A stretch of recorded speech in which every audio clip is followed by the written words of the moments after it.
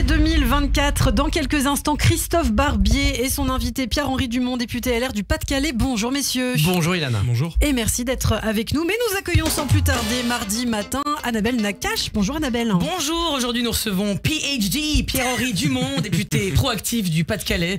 Vous savez le point commun entre les habitants du Pas-de-Calais en ce moment et Gabriel Attal ? Eh ben ils sont sous l'eau, voilà. On leur envoie tout notre soutien, bien sûr. Hein. Et vous êtes le rebelle des LR, vous n'avez pas la langue dans votre poche, contrairement à de nombreuses féministes. Vous avez dénoncé les atrocités et les viols du Hamas et on vous remercie. Vous êtes un surdoué de la politique, élu maire à 12 ans. Ah non, pardon, 26, autant pour moi. Vous voulez changer le logiciel de la droite et créer, je cite, une liste Avengers des LR aux prochaines européennes. Vous vous prenez pas un peu pour Iron Man, non? Avengers, vous êtes sûr? Allez, on le tente. Captain Riviera, alias Eric Ciotti, qui ressemble plutôt au professeur Xavier, a déclaré « J'ai choisi de nommer François-Xavier Bellamy comme candidat aux européennes.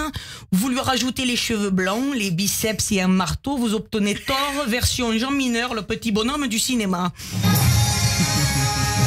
C'est pas tout à fait pareil. Pour Hulk, il nous faut un petit vénère, Xavier Bertrand fera l'affaire. Pour la veuve noire, on ne peut plus prendre Rachida Dati, elle est partie. Oh, salut Eric, c'est Roselyne. Rachida, ministre de la Culture, tiens-t-on. Déjà, moi, je me suis demandé comment j'étais arrivé là, mais alors elle, on nous avait tout sorti comme pronostic. Claire Chazal, Stéphane Bern, Rocco Siffredi. Bah, faut dire qu'elle s'y connaît en culture, la Rachida. C'est une experte en préservation du patrimoine. Bah oui, son patrimoine et sa façade sont vachement bien conservés. En parlant de préservation, il paraît que les élèves français sont nuls en histoire. Oui. Monsieur le Premier ministre, faut faire quelque chose. Les élèves sont nuls en histoire. Ils croient que Révolution française, c'est un nouveau groupe de rap et que Shoah, c'est le nom d'une influenceuse à la mode. C'est plus moi qui gère. Appelez Amélie, c'est elle qui s'occupe du...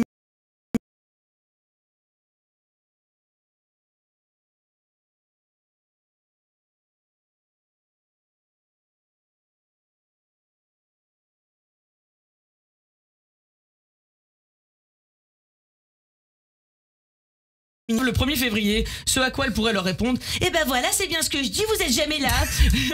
J'aurais dû garder que les sports. » Ils se sont dit, en plus des sports, on va lui donner l'école, elle devrait pouvoir gérer les deux dans le doigt, dans le nez. Hein. C'est pas comme s'il n'y avait pas les JO cette année, les Jeux Olympiques à Paris.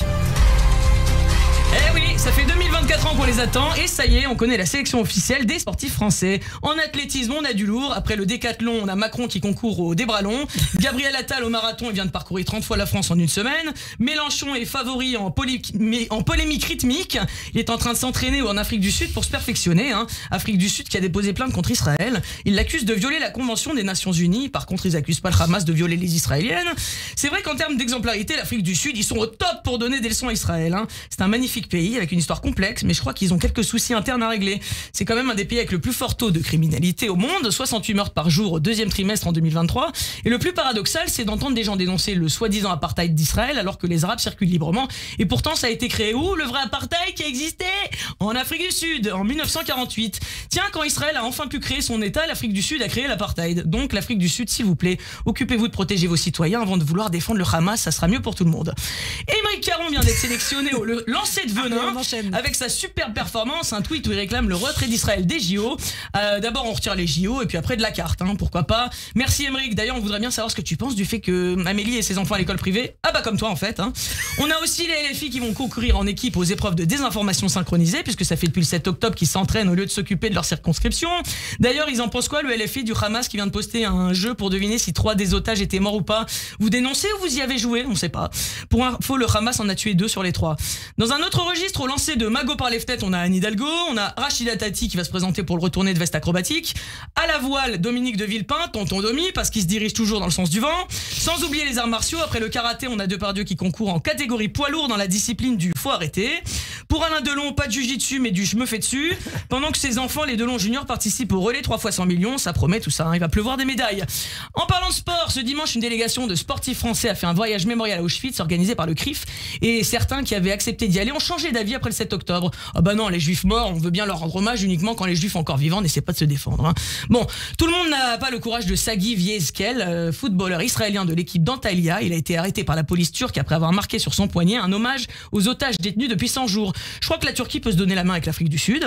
Donc maintenant, il faudrait justifier d'aller à Auschwitz, de soutenir les otages, d'être juif quoi en fait. Pour finir, hier c'était le Martin Luther King Day aux États-Unis. Les juifs l'ont beaucoup soutenu dans sa cause et lui était un grand ami d'Israël. On fait quoi du coup on l'efface de l'histoire parce qu'il pensait que Israël était légitime. Je lui dédie cette chronique ainsi qu'aux otages, aux victimes du 7, à toutes celles d'après comme Edna Bluestein tuée hier à Ranana. Allez, en attendant que le monde aille mieux et que les otages reviennent, on peut toujours rêver. Alors moi je vous souhaite une bonne journée. Merci beaucoup Annabelle Nakache. Tout de suite l'invité de Christophe Barbier, Pierre-Henri Dumont, député LR du Pas-de-Calais. Les grands débats commencent sur Radio G.